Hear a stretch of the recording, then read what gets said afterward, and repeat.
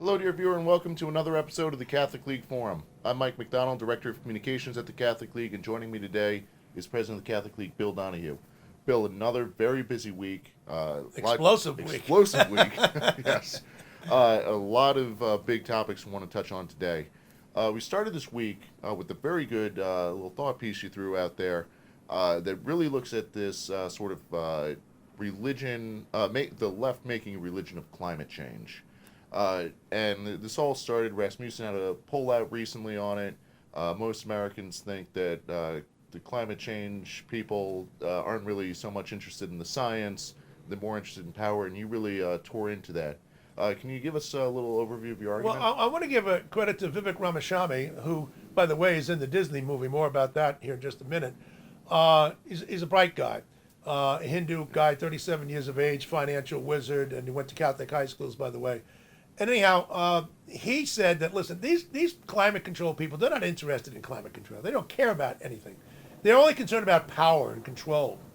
Well, that's where you correctly mentioned, 60% of the American people in the polls said, yeah, they are interested in power and control. It's not really, they're not ecological saints of some sort. So I began to look at this and I say, well, I as a sociologist, I look at all the surveys, and we know from virtually the Pew surveys, Gallup and all, that young people and those on the left are the most likely to be concerned about expressing themselves, to be concerned about climate control. Okay, now, people on the left and the young people, if you dig deeper, you find out that they're the most likely to be secularist. Right. Aha. Vivek was onto something there. In other words, what ecology does, what the climate control does, is that it acts as an ersatz or substitute religion for them. They need something to believe in, something ethereal. And they found it here. And I'm not saying there aren't legitimate people who don't have legitimate concerns about the environment. There are. And you don't have to be on the left or young to believe that. But for many of these people, for that 40%, a smaller group again would be the more militant one.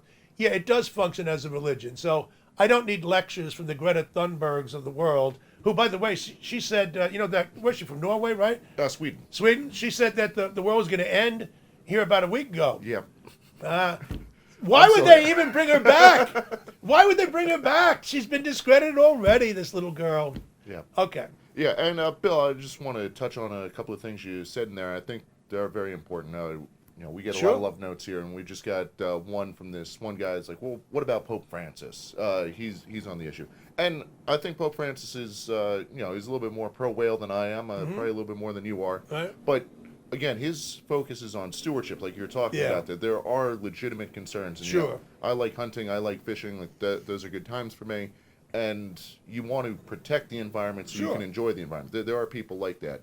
But as you're saying about the kids mostly, this is a bit of a religion for them, right? It is, there's a salvific arc for them. Yep. That if you do this, you'll be saved. There's redemption. There's the apocalypse. Like, in a lot of ways, it does sort of fill that void. And there is a clear distinction. I just want to make sure that everyone... You expressed that very well. Yeah, is clear on that. Moving over, another fun topic that we have a lot of fun with here, the drag queen story hour, the drag brunches for the kids. There's been some positive developments on that front. The state of Florida, Texas, Tennessee, a bunch of other usual suspects are taking strong stances to protect the kids from child abuse. But people on the left aren't happy. Hillary Clinton said she hopes these people banning them. This idea of banning drag queen story hour, the drag shows for the kids, goes the way of the dinosaurs. Why do you think this is such a problem, the drag shows for kids? Part of it, I think, is ignorance on the part of some people who are well-meaning, who don't want to be judgmental of homosexuals, because it's all homosexuals who are doing this, men getting dressed up as women and whatnot. And they just think that's all there is to it. Well, first of all, I don't know, why would you want to subject little kids to a story hour of men dressing up as women? What is the purpose of that? Now, that is the least offensive part of it. But if you go into this subject and you take a look at what they're actually doing, and it was remarkable that we just saw a piece this week in the Miami Herald, which basically took the side of the drag queen people. And they strained credulity. they said, well, listen, it is true that they had these men who were half naked, who were shimmying around in their bikinis. What? What? That's not normal. Men don't walk around like this. They don't go to grocery stores like this.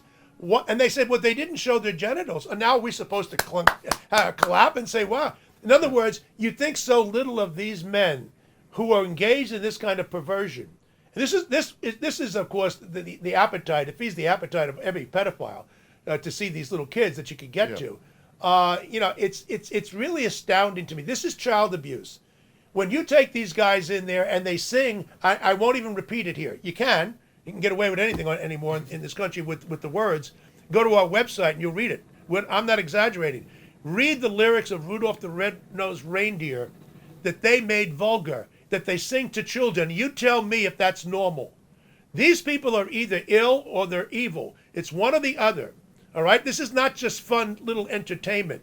They are putting ideas into kids' heads, and they did a simulation of abortion, which is amazing that this actually goes on, and people are straining to say, well, I liked it. Yeah, that's right. You're 62 years of age, and I'm not sure what's going on with you upstairs that you would even like it. But we're talking about 6-year-olds, 7-year-olds. And they were there. This event that they described actually happened on December 28th between Christmas and New Year's. It's just coming out in the newspaper now. God bless DeSantis, the governor of Florida, for speaking out against this kind of moral degradation. Yeah, no, absolutely. And when you involve children, well, that's what the whole thing is about. Yeah, it just makes it terrible. All right, Bill, big story here, at least in Catholic League forum circles. But as you alluded to, we do have some news on Walt's Disenchanted Kingdom. This week was the LA International Short Film Festival, and special shout-outs to the film's director, Jason Meath, who got us into the festival, and the results are in, people. Great news. Walt's Disenchanted Kingdom was entered in 6 categories, and won Best Documentary, Best Editing, and Best Sound Design, and got an honorable mention for Best Trailer. So that's like a second-place finish. So that's not a clean sweep, but a pretty good sweep. I was elated just to be nominated. There are 22 countries, including the United States, involved in this. We competed against 4 other movies for the Best Documentary, and some of them were left-wing movies, and this is out in Hollywood. So it's a tribute to Jason that he put it together. I mean, it was my idea for the movie, and I recommended a number of the people, the star-studded cast, and gave copy material to him. But he put it together. I didn't have anything to do with that. Anybody at the Catholic League. Jason Meath, Meath, and you take a look at it on our website. He did it. Now we got walked away with four awards there.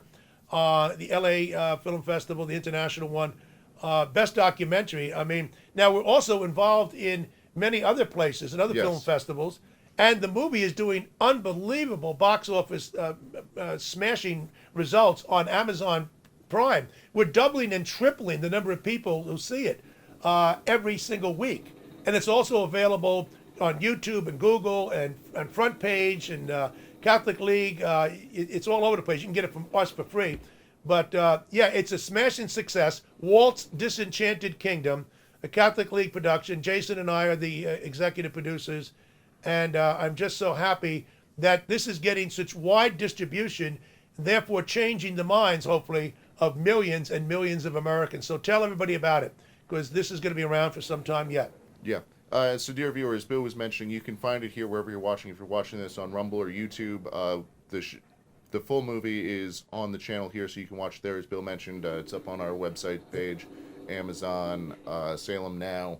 A lot of great places. If you haven't seen it yet, don't miss out. It's clearly, I think we're going to have to start calling it now the award-winning Walt's Disenchanted Kingdom. And if you want the DVD, just contact the Catholic League, and we'll sell it to you. It's very inexpensive. And just watch it at home whenever you feel like it.